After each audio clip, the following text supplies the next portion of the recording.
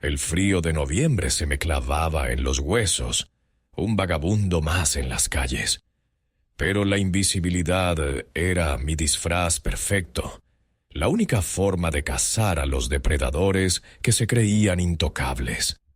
El frío de noviembre se te clavaba en los huesos, un tipo de frío húmedo y persistente que ninguna cantidad de ropa raída parecía poder detener. Llevaba 3 semanas viviendo en este banco del parque, 3 semanas siendo invisible. Para la mayoría de la gente, yo era solo una parte del paisaje urbano, una silueta desaliñada que evitaban mirar directamente, un bulto de mantas sucias y resignación. Era exactamente lo que quería que vieran. Mi barba, que normalmente mantenía impecablemente recortada, ahora era un nido enmarañado. Mi ropa olía a calle, a basura y a desesperanza.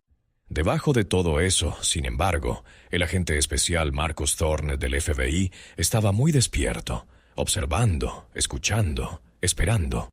Mi objetivo era la comisaría 14, un nido de corrupción que había estado pudriendo la ciudad desde dentro. Informes de extorsión, brutalidad y pruebas falsas se habían acumulado durante años, pero nadie había podido conseguir nada sólido contra ellos. Eran una hermandad cerrada, protegida por un muro de silencio.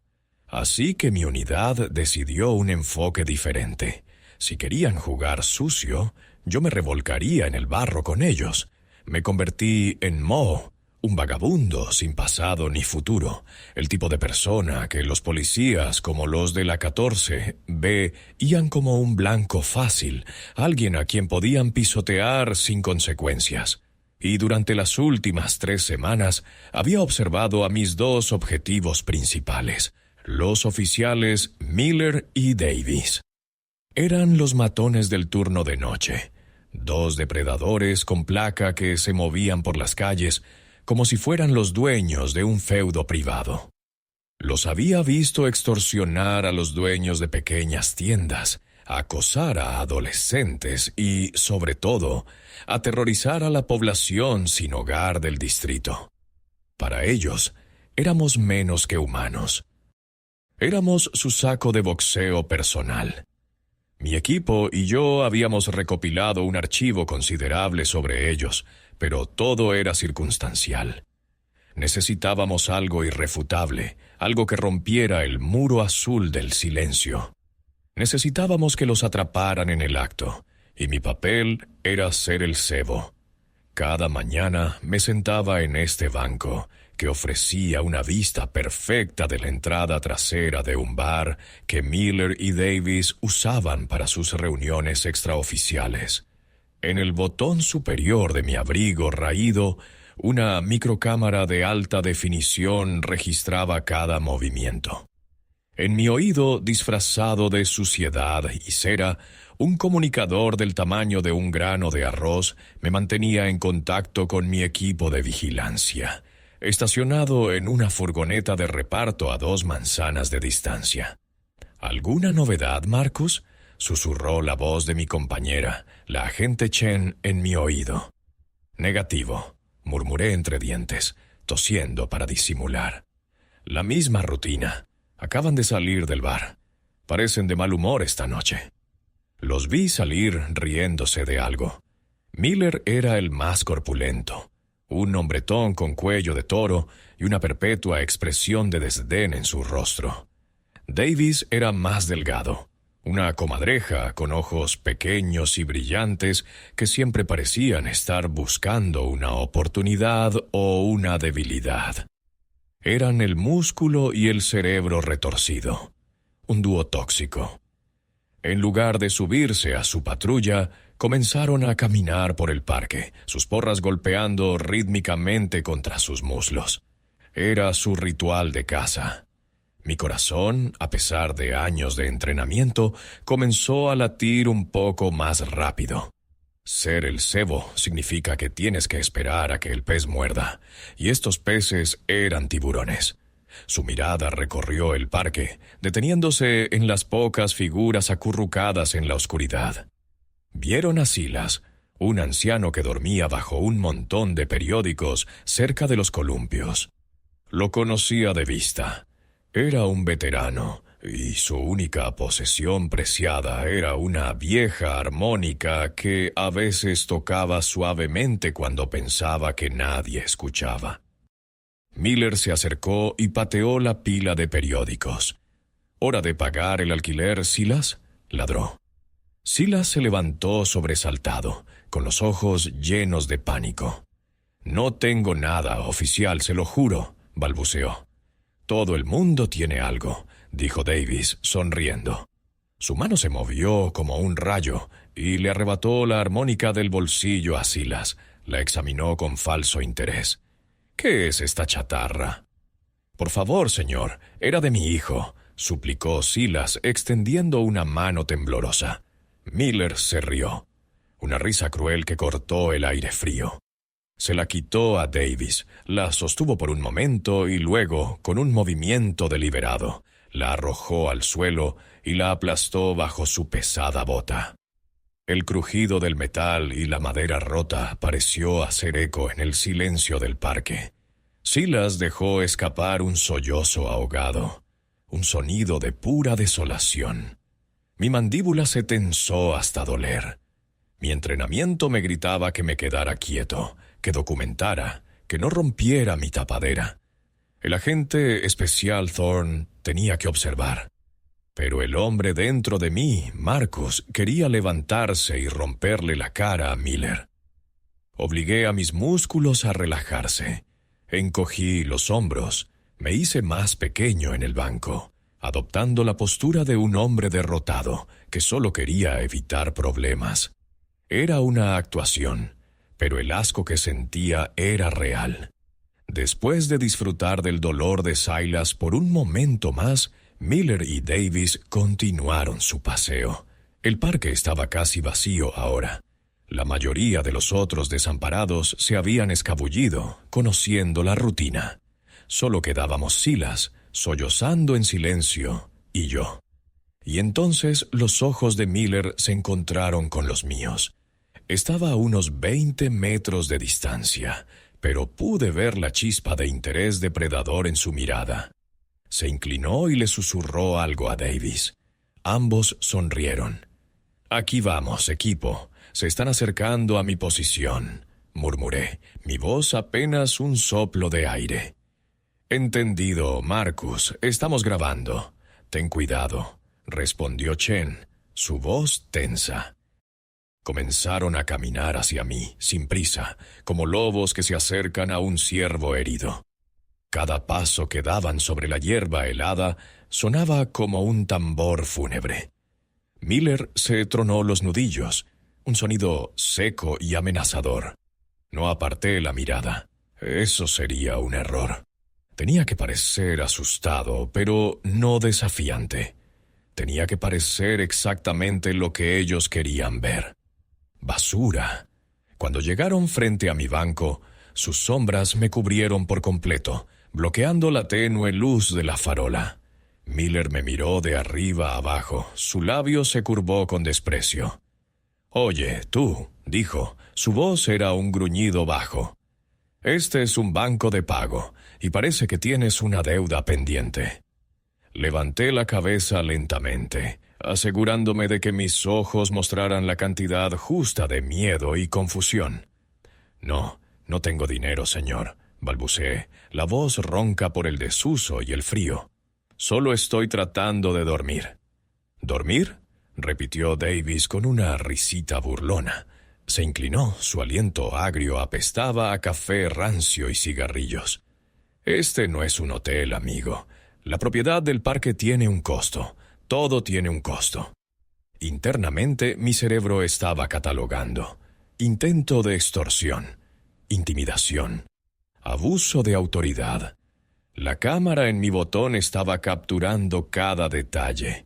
La expresión de suficiencia en el rostro de Davis, la forma en que la mano de Miller descansaba sobre la culata de su arma. «Por favor», supliqué dejando que mi voz temblara. «No he comido en 2 días, no tengo nada que darles». Miller resopló.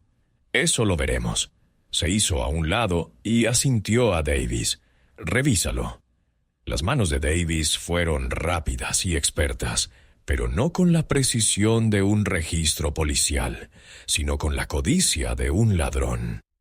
Me agarró por el cuello de mi abrigo raído y me levantó del banco como si fuera un muñeco de trapo. Sus dedos se hundieron en mis bolsillos, buscando cualquier cosa de valor. Encontraron lo que esperaba que encontraran. Nada. Un pañuelo sucio, 3 centavos y una pequeña piedra lisa que había recogido para tener algo que girar entre mis dedos. «Está limpio», dijo Davis, empujándome de vuelta al banco con disgusto.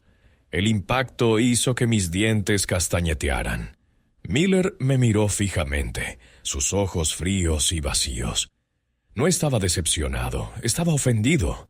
Ofendido de que yo, un don nadie, no tuviera nada que él pudiera tomar. Era un insulto a su poder. «Así que eres un parásito inútil, ¿eh?», gruñó Miller, acercándose más. «Vienes aquí, usas nuestros parques, respiras nuestro aire y no contribuyes con nada. Haces que este lugar se vea feo». «Lo siento, señor», murmuré manteniendo la cabeza gacha. La cámara ahora tenía una vista perfecta de sus botas de combate. «La gente como tú es una plaga», continuó Davis, su voz ahora un siseo venenoso. «Siempre pidiendo, siempre tomando. Y encima seguro que ni siquiera eres de por aquí. ¿De qué agujero te arrastraste?» El insulto racial apenas velado flotó en el aire. Bingo. Añadir posible crimen de odio a la lista. Mi equipo estaría celebrando en la furgoneta. Cada palabra que decían era una pala más de tierra sobre su propia tumba profesional. Solo tenía que aguantar un poco más. «Solo quiero que me dejen en paz», dije. La humillación en mi voz era completamente genuina. Ningún entrenamiento puede prepararte para la sensación de ser despojado de tu humanidad. Miller se rió, un sonido feo. «Oh, te dejaremos en paz, pero primero necesitas aprender una lección sobre el respeto, sobre cómo funcionan las cosas aquí». Se inclinó hasta que su cara estuvo a centímetros de la mía. Cuando un oficial de policía te pide algo, se lo das. Incluso si no lo tienes, encuentras la manera. La colecta para el capitán Reynolds no se va a llenar sola, ¿verdad? Mi corazón dio un vuelco. Capitán Reynolds. Era el pez gordo, el jefe de la comisaría, el hombre que creíamos que estaba orquestando todo. Nunca habíamos podido vincularlo directamente. Hasta ahora. Miller acababa de hacerlo por nosotros, en cámara. La euforia que sentí fue una oleada de calor que luchó contra el frío de la noche. Casi sonreí, y ese fue mi error. Debió ser un tic casi imperceptible, una contracción en la comisura de mi boca, pero los ojos de depredador de Miller lo captaron. Su expresión cambió de la crueldad casual a una furia genuina. «¿Te parece divertido?», siseó. «¿Te estás riendo de mí?». Antes de que pudiera responder, su mano se disparó y me abofeteó con el dorso. La fuerza del golpe me lanzó de lado en el banco. El sabor metálico de la sangre llenó mi boca. «Marcus, el nivel de agresión ha aumentado». La voz de Chen sonó urgente en mi oído. Di la palabra clave si necesitas extracción. Me enderecé lentamente, escupiendo un poco de sangre en el suelo. La palabra clave era acantilado. Decirla significaría que la operación había terminado, que todo este sufrimiento había sido en vano. No iba a rendirme, no cuando estaba tan cerca. «No me reía, señor», jadeé. «Mentiroso», rugió Miller. La frustración y la rabia que sentía por su mala noche, por mi bolsillo vacío, por mi supuesta falta de respeto, todo culminó en un solo acto de violencia brutal. Retrocedió un paso, y luego su pierna se lanzó hacia adelante. Su pesada bota de combate se estrelló contra mis costillas, con una fuerza nauseabunda. Un sonido húmedo, como una rama mojada al romperse, resonó en mi propio pecho. El aire salió de mis pulmones en una explosión silenciosa. Un dolor blanco y cegador me consumió, borrando todo lo demás. Caí del banco y aterricé de costado sobre el suelo helado y duro, luchando desesperadamente por respirar, pero mis pulmones se negaban a obedecer. Era como ahogarse al aire libre. «Marcus, reporta. Oigo tu respiración», gritaba Chen en mi oído, su voz al borde del pánico. «Marcus, responde». No podía. Todo mi ser estaba concentrado en el simple acto de intentar inhalar. A través de una neblina de dolor, vi a Miller y a Davis de pie sobre mí, sus siluetas oscuras contra el cielo nocturno. Davis rebuscó en mi bolsillo trasero y sacó mi vieja cartera vacía, la que usaba como parte de mi disfraz. La abrió, vio que no había nada y la arrojó a mi cara con desprecio. «Basura inútil», escupió. Miller me miró con una mueca de satisfacción. Claramente la lección aún no había terminado. Vi como en cámara lenta cómo levantaba su bota de nuevo. Esta vez no apuntaba a mis costillas, apuntaba directamente a mi cabeza. El tiempo pareció ralentizarse. El mundo se redujo a la suela de goma negra de esa bota, con pequeños trozos de grava incrustados, descendiendo hacia mi sien. En esa fracción de segundo, mis años de entrenamiento tomaron el control. El instinto de supervivencia superó la necesidad de mantener mi tapadera. El dolor en mis costillas se desvaneció, reemplazado por una oleada de adrenalina fría y cristalina. Ya no era Mo el vagabundo. Era el agente especial Marcus Thorne. Rodé sobre mi espalda con una velocidad que desmentía mi apariencia desaliñada. Mi mano, que había estado flácida a mi lado, se disparó hacia arriba. En lugar de encontrar carne y hueso, la bota de Miller se encontró con la palma de mi mano. El impacto recorrió mi brazo, pero lo absorbí, desviando la patada apenas unos centímetros de mi cabeza. El zapato rozó mi oreja con un silbido. El olor a cuero y betún llenó mis fosas nasales. Miller tropezó hacia atrás, sorprendido, perdiendo el equilibrio por un instante. La sorpresa en su rostro era casi cómica. Era la mirada de un matón que acaba de descubrir que su víctima no es tan indefensa como pensaba. Davis, a su lado, también se quedó helado, con la boca ligeramente abierta. No entendían lo que acababa de pasar. «¿Qué demonios?», masculló Miller, recuperando el equilibrio. Ese instante de vacilación fue todo lo que necesité. Aprovechando el impulso de mi giro, utilicé mi otra pierna para barrer la de Miller. Fue un movimiento de manual, ejecutado a la perfección. Él cayó pesadamente, su corpulencia golpeando el suelo con un gruñido ahogado. Su cabeza rebotó contra la tierra helada con un ruido sordo. Davis me miró, sus ojos de comadreja se abrieron de par en par con incredulidad y miedo. Su mano se movió instintivamente hacia su pistola reglamentaria. «No lo hagas», ordené. Mi voz ya no era el murmullo asustado de Moe. Era una orden, profunda, resonante y llena de una autoridad innegable. La voz de alguien acostumbrado a que le obedezcan sin rechistar. Davis se congeló, su mano a centímetros de la empuñadura de su arma. La transformación en mí de Mianor debió de haber sido tan discordante, tan completamente fuera de lugar, que cortocircuitó su cerebro. Un vagabundo no hablaba así. Un vagabundo no se movía así. «Marcus, ¿qué está pasando? Tu tapadera está comprometida». Llegó la voz de Chen, mezclada con estática y urgencia. «La tapadera está frita», respondí en voz baja pero clara, mientras me ponía de pie, ignorando el dolor punzante en mis costillas. Cada respiración era una agonía, pero lo oculté. «Pero la trampa acaba de cerrarse. Preparen el equipo de arresto. Me erguí sacudiéndome la suciedad y la humillación.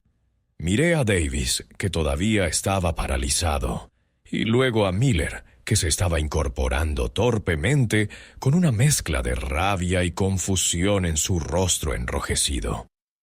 «¿Quién diablos eres tú?», gruñó Miller, llevándose una mano a la parte posterior de la cabeza. Me llevé la mano al cuello, y con un movimiento rápido arranqué la barba postiza. Se desprendió con un tirón, revelando mi mandíbula afeitada por debajo. Luego me pasé la mano por el pelo enmarañado, alisándolo. Incluso en la penumbra del parque, el cambio debió de ser dramático. El hombre que se había levantado del suelo no era el mismo que habían pateado.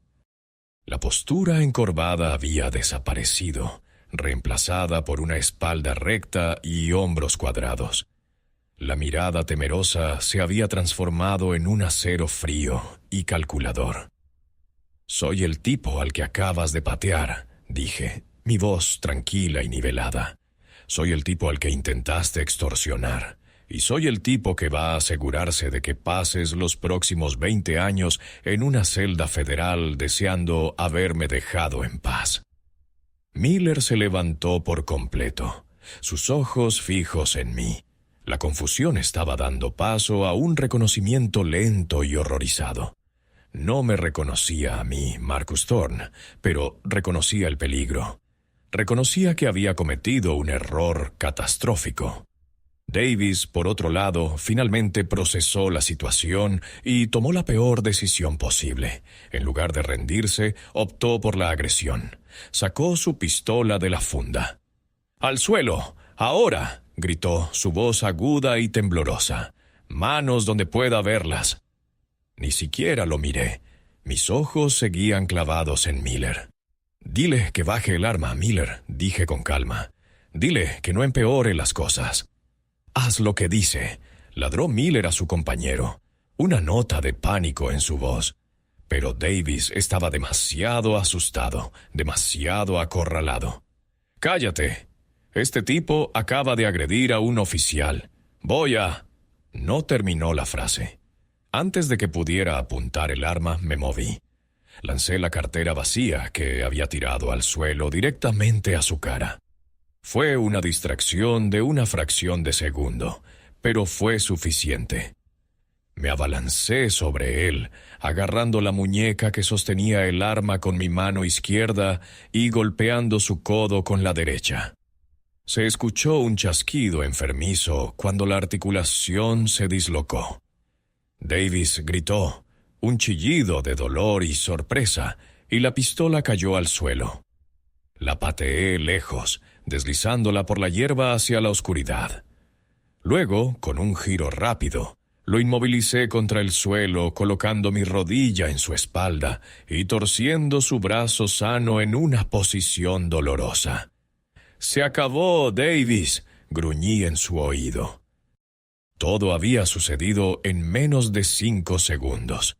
Miller se quedó allí, atónito, mirando a su compañero retorcerse bajo mi control y luego a mí.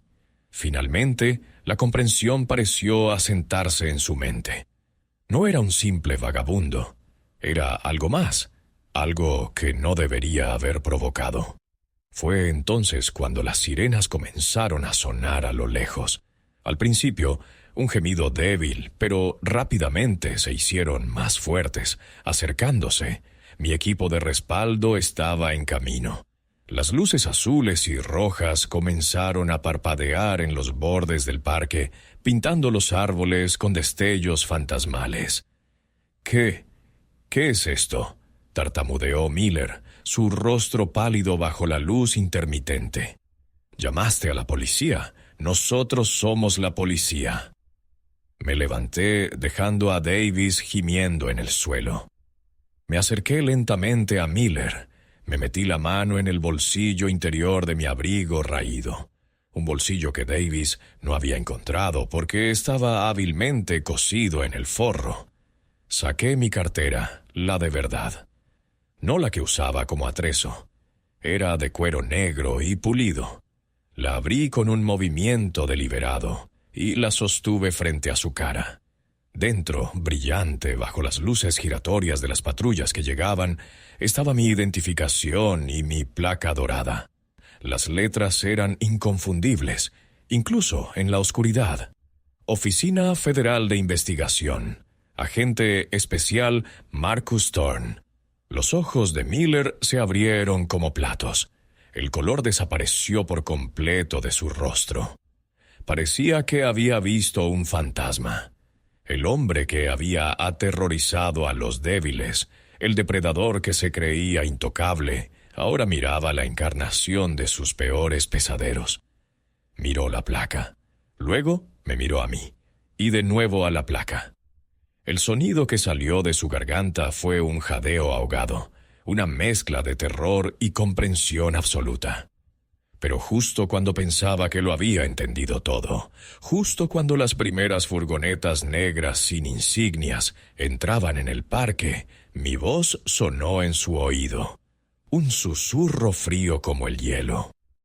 Y por cierto, oficial Miller, dije, el capitán Reynolds te envía saludos.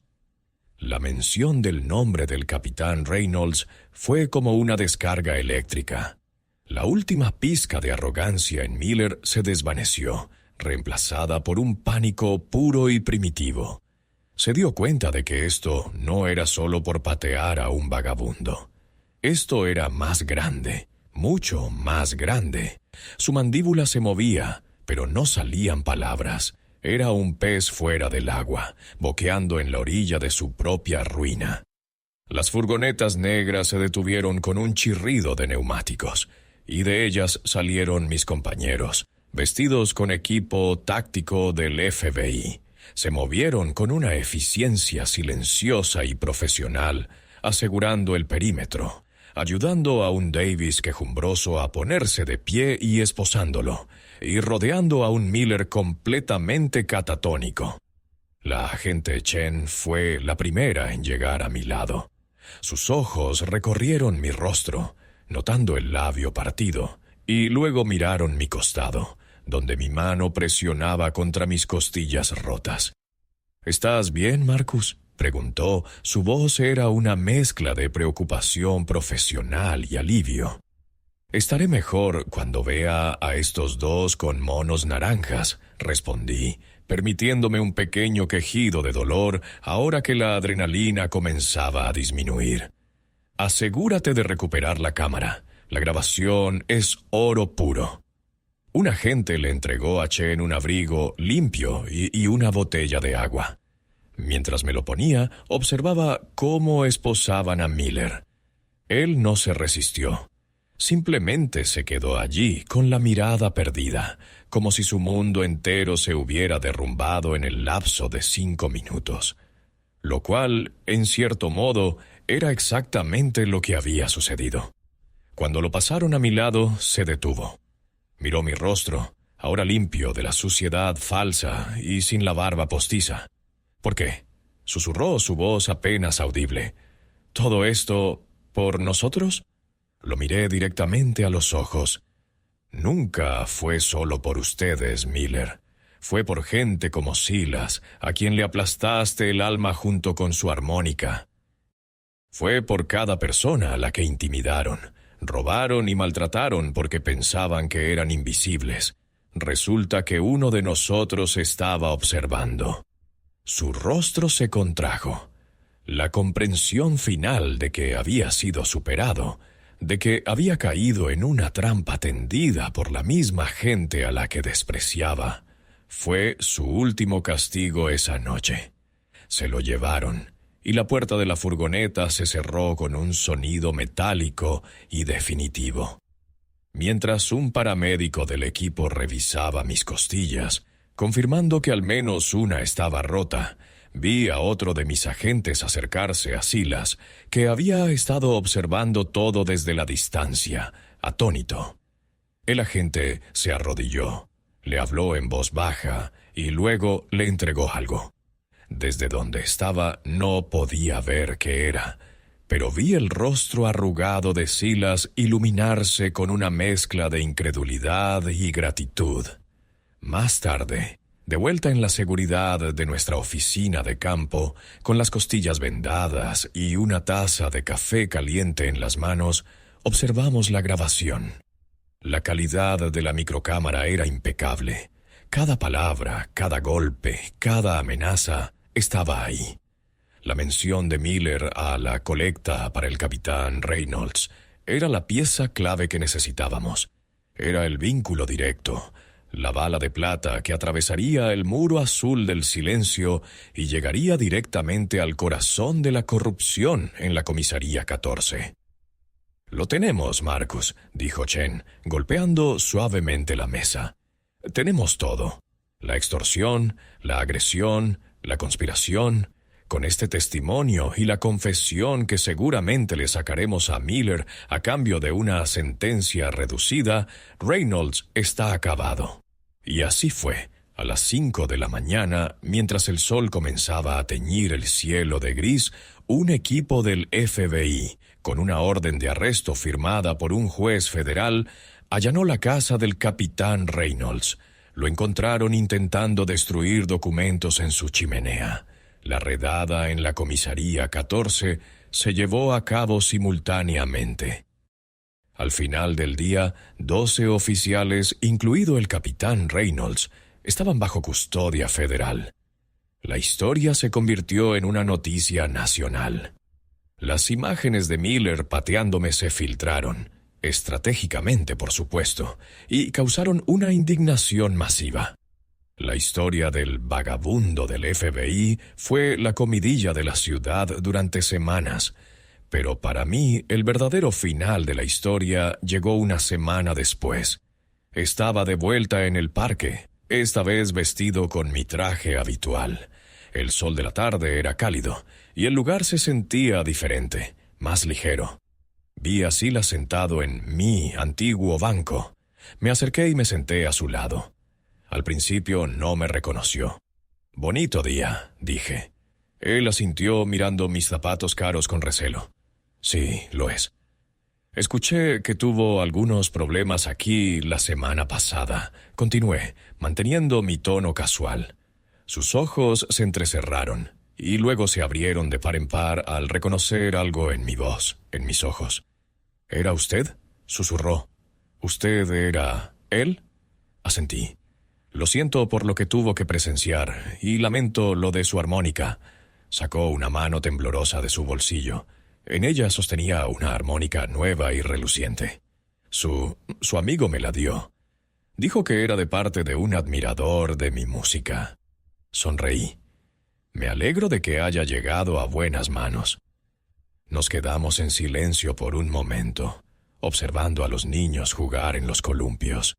El sonido de sus risas llenaba el aire, un sonido mucho más agradable que los insultos y los golpes de la semana anterior. «Gracias», dijo Silas finalmente, su voz ahogada por la emoción. «Por vernos, por hacer algo». «Todos merecen ser vistos, Silas», respondí. Me levanté para irme, pero antes de hacerlo saqué una tarjeta de mi bolsillo y se la entregué. Era de un centro de veteranos local con el que trabajaba el FBI, un lugar que ofrecía vivienda, comida y asesoramiento. «Dígales que Marcus lo envió. Tienen una cama y una comida caliente esperándole». Los ojos de Silas se llenaron de lágrimas. No dijo nada. Solo asintió, apretando la tarjeta con tanta fuerza que sus nudillos se pusieron blancos. Mientras me alejaba del parque, dejando atrás el banco, las mantas y el fantasma de Moe, sentí que el dolor en mis costillas disminuía un poco. Sabía que la lucha contra la corrupción nunca terminaba. Siempre habría más Millers y más Reynolds en el mundo. Pero esa tarde, bajo el sol de noviembre, al menos un pequeño rincón del mundo era un poco más seguro, un poco más justo. Y a veces eso es todo lo que un agente o un hombre puede pedir.